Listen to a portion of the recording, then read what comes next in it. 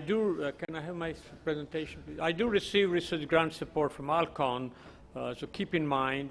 But I'm going to share my views on this customization of this presbyopic solution in real life situation. I'm going to address with IOL only at the moment. But we do recognize the other options we have, like monovision strategies, the traditional multifocal, the trifocals, the low-ad multifocal, and so on. And I'm going to address that two main options, the traditional multifocal like Tecnis, ATLisa, ReSTOR +3, and then in evolution came the low ads, which improved the distance vision, and intermediate like Symphony, ReSTOR 2.5, Oculentis, and so on. And now, in the recent time, the trifocals, the ATLisa, the Physiol, Panoptics, and few others.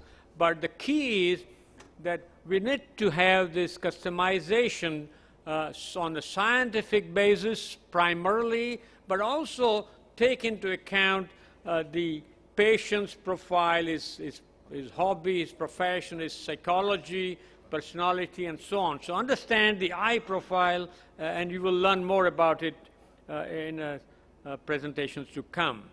So I'm going to take 1, 2, or 3 cases, and this is an 80-year-old lady, which otherwise mentally quite okay, with some memory issues as we would expect, and wants to watch television and read.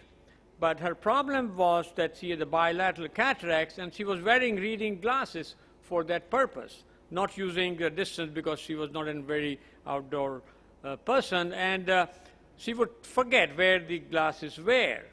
And when she came for the cataract, we found that she was a good candidate on our investigations, that she is a suitable candidate for multifocal. This is a time when we were having a traditional multifocal and low ads multifocal lenses. So we decided to use the traditional multifocal, but warned her that you will need additional light or little extra light, because these multifocal reduce the contrast sensitivity while reading, and so and she said that's okay.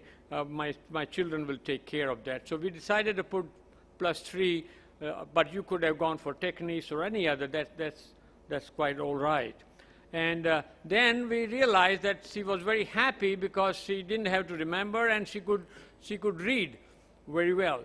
And this helped because the traditional multifocal has an advantage that they have a really good quality reading vision. They may have many other problems, some intermediate visions or halos and glare, but the positive part of it is that they have a decent reading vision, and therefore it suited this old lady, but make sure that the eye is suitable for it, and age is not an issue with that. Second case has a younger person, and those who are not familiar, we all have many younger patients coming up now in recent years with cataract, God knows why, but this is one of the typical case, an engineer bilateral cataracts and wearing -1.5 already before the cataract and even with now. And this family had young cataracts. Now, on examination we found he had a PSC cataract, and aberrometry, as you saw in the earlier presentation, had no angle alpha value more than 4, and we thought it was suitable because of the ocular surface and all other checkup. It was suitable for the multifocal. Now, the problem is that young men, they want to see everywhere, they want to do everything. No, but no more glasses, sir, please. And they are driving the cars, motorcycles, and they want to do computer, they want to do everything.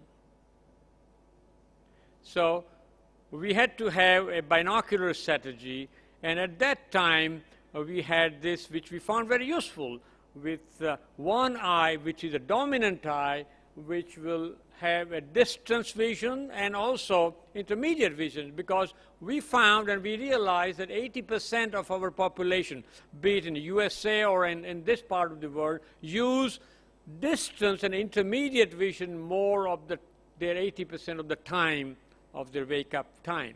So we thought this would be the right thing for dominant eye, putting low-ad multifocal, giving a very good quality distance vision and sufficient intermediate vision at about 50 or 60 centimeters. So we decided to do that, and then after 2 to 4 weeks' time, we put a traditional multifocal in non-dominant eye, giving a reading vision. And we discussed that preoperatively, that when you use both eyes, you will be fine, but never do that, never compare each eye, never look into the light, because many patients come after the surgery that I see, when I look at this light, I see halos. But did you look at this light earlier before the surgery? Never.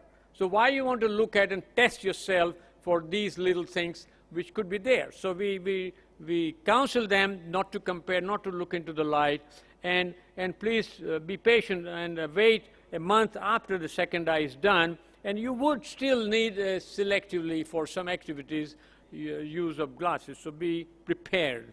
So we did that blending with that, and with that additional reading from the traditional, we had full range from near 30 centimeter, 35 centimeter to distance. So I think that strategy can be useful for this kind of problems that the patients may have, and younger ones and particularly males are quite not easy, because the ladies are very kind. They will be happy as long as they can do their makeups. So males are more demanding. So you can consider that strategy. And as expected, their unaided performance was quite good, 6.6 because of the ReSTOR 2.5 in one eye. Intermediate was good because of the same low ad, 50, 60 centimeters typical distance, and near the traditional multifocal helped. So that's okay. And they needed one eye, 1.25 eye with the low ad whenever they had a demanding near vision. So it's practically a good thing. And only thing, other thing is that because this guy was wearing minus 1.25 or 5 and myopic, the distance for the near would be different. So teach them beforehand. They don't expect you to read the distance you were handling before. Your distance will change. So if you prepare them well, they are okay, as this patient was, and he had no glare.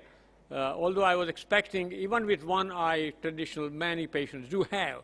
But if you prepare them well, the neurosensory adaptation is really is magic. So be aware of the young people, male patients are difficult to please. Myopes need to be told about the new reading distance that they would need to get used to it.